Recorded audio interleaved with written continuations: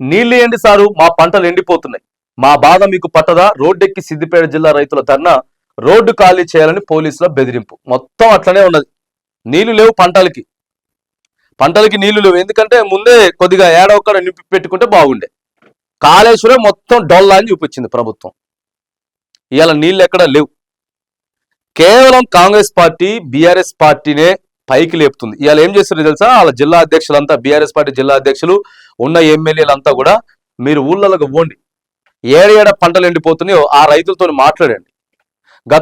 మనం ఉన్నప్పుడు ఏం జరిగింది, ఇప్పుడు ఎండిపోయినాయి ఒకసారి వాళ్ళ మీద రచ్చలేపండి, రైతుల మీద రచ్చలేపండి అని చెప్పి ఇలా బీఆర్ఎస్ పార్టీ పిలిపిచ్చేసింది. ఆల్రెడీ నిన్న సాయంత్రమే పిలిపించింది.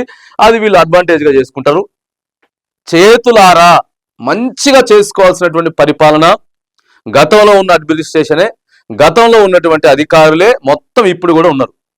సీదా అడ్మినిస్ట్రేషన్ తీసుకుపోవాల్సింది పోయి తప్పులు తడకగా మరి ఎక్కడ వీళ్ళు రాంగ్గా గైడెన్స్ తీసుకుంటున్నారో తెలియదు. కానీ కాంగ్రెస్ ప్రభుత్వం ప్రతి విషయంలో పప్పులో కాలేస్తా ఉన్నది.